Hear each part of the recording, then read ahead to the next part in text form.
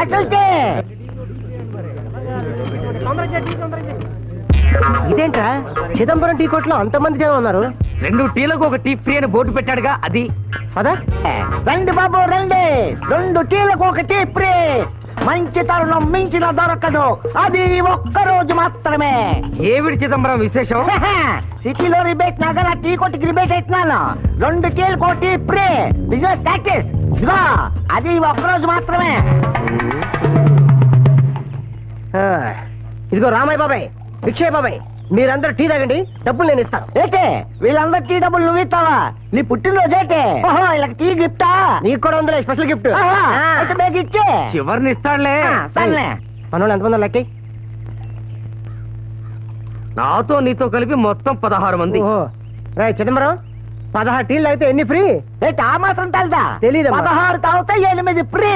ఓహో ఇదిగో టీ తాగే మీ 6, మీ 2 8 మంది వెళ్ళిపోండి. వెళ్ళిపోయి బెంచులు కాల్చండి, 3 మంది వస్తారు. రోజు 8 టీ తాగితే ఎన్ని ఫ్రీ? ఇదిగా ఫుల్ ప్యాంట్ అయితే సరిపోదు, లెక్కలు రావాలి. 8 తాగితే 4 ఫ్రీ. 4 ఫ్రీ. ఇదిగో మీ 3 నువ్వు వెళ్ళిపోండి. ఓరి నీ గూటాలు గుడుగుడు ఆడేవాడు నీకు తెలియదు. 4 తాగితే ఎన్ని ఫ్రీ? నీకు లెక్కలు రా వేటే. సర్లే 4 టీలు తాగితే 2 ఫ్రీ. 2 ఇంగ్లీష్.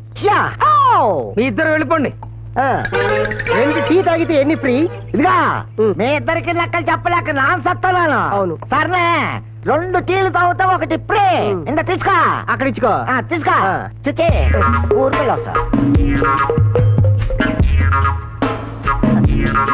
టీ ఎలా ఉంది? అద్భుతంగా. ఇదే డబ్బులే. ఇంకా డబ్బులు ఏంట్రా నీ గూటలో గుడి? ఆడే బత్తలే. సర్లే డబ్బులే. వారి నీ చేతుల్లో టీ సంచి 16 టీ తాగితే 8 ఫ్రీయా? అవును. 8 టీ తాగితే 4 ఫ్రీయా? 4 టీ తాగితే 2 ఫ్రీయా? 2 టీ తాగితే 1 ఫ్రీయా? అవును. ఆ ఒక్కటి వీడు తాగాడు, నేను తాగలేదు. ఇదే ఎక్కడ తిరగా సేపు ఉన్నదే. అవును 2 చీరలు కొంటే 1 ఫ్రీ అంటారా?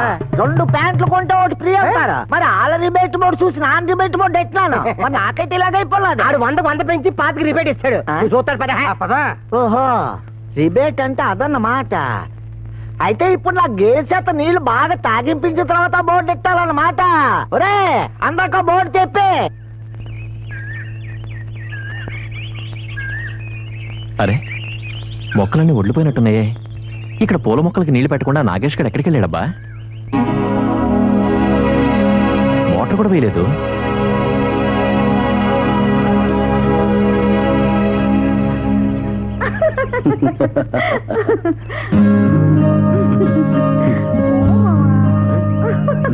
అరే ఎంతసేపు కడతావు చీర?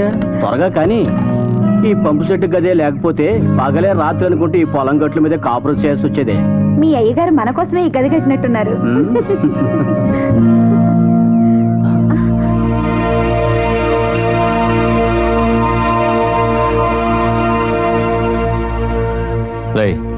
పెళ్లి మోటరై. దండాలయ్యా. దండాలు బాబు. నమస్కారం. నమస్కారం అయ్యా. బాగున్నావా? అయ్యో అయ్యారు వచ్చారేంటి? దండాలయ్యా. నమస్కారం. ఎవరు వచ్చారేంటయ్యా? కబురు చెప్తే నేనే వచ్చామండిగా. అయ్యగారు ఇలా వచ్చారేంటయ్యా? అయ్యో కూకోడానికి కూడా ఏమి లేదే. అట్లా దిట్టి మమ్మల్ని చూస్తావేంటే? అయ్యగారు కూకోడానికి ఏమైనా తీసుకురా. పర్వాలేదు, నేను ఇక్కడే కూర్చుంటాను. అయ్యో తమరు నేల మీద కూకోవడం ఏంటండి?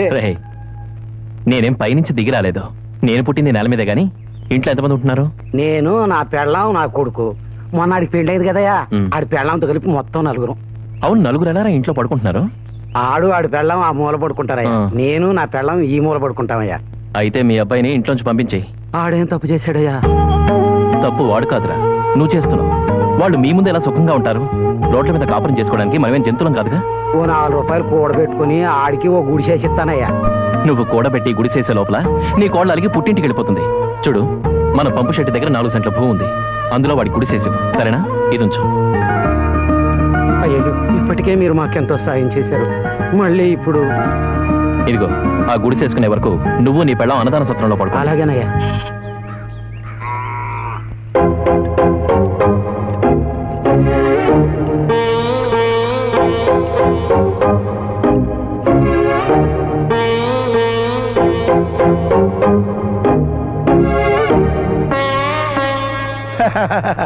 అల్లుడు గడ్డం గీసుకుంటున్నావా?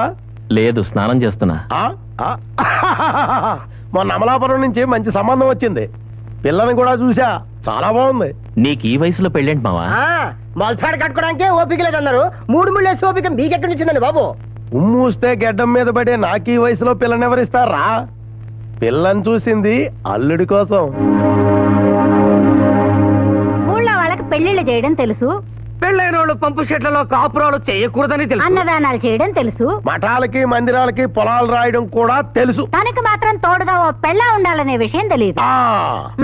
బెండకాయకి లేని జిగురు బ్లేడ్ ముక్క ఎందుకని నీ కొడుకు లేని పెళ్లి తొందర నాకెందుకు లేమ్మా?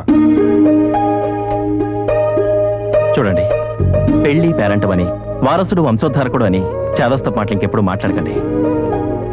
నా సుఖం కోసం పెళ్లి చేసుకుని నా పెళ్ళం నా పిల్లలు అంటూ కేవలం నా వాళ్ళ కోసం బ్రతకడం నాకు ఇష్టం లేదు. నాతో పాటు నలుగురికి అన్నం పెడుతున్నందుకే నువ్వు ఊరందరికీ అమ్మవయ్యావు. కష్టసుఖాలు అడిగి తెలుసుకున్నందుకే నేనందరికీ అన్ననయ్యాను. ఇంతమంది ఆప్యాయతల మధ్య ఉన్న ఆనందం కంటే నాకెలాంటి సుఖాలు అక్కర్లేదు. దయచేసి ఇంకెప్పుడు పెళ్లి మాట ఎత్తకండి. పెళ్లి చేసుకుని కూడా ప్రజాసేవ చెయ్యొచ్చురా. పెళ్లి చేసుకుని పొలం చేసుకోవడం లేదా? పెళ్లి చేసుకుని కాపురాలు చేసుకుంటూ ఉద్యోగాలు చేసుకోవడం లేదా? 2-3 పెళ్లిని చేసుకున్న రాజకీయ నాయకులు కూడా ప్రజాసేవ చేస్తున్నారు.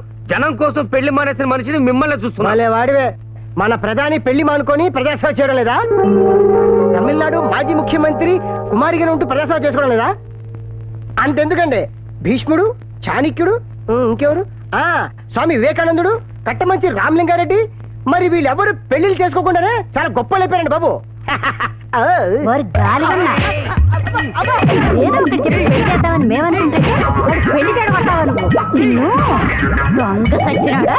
పెళ్ళైన గురించి మేం చెప్తుంటే పెళ్లిగాని వాళ్ళ గురించి నువ్వు చెప్తావా? ఇంకోసారి పెళ్లి మాట తప్ప బ్రహ్మచారుల గురించి చెప్పావో నువ్వు అయిపోతావు.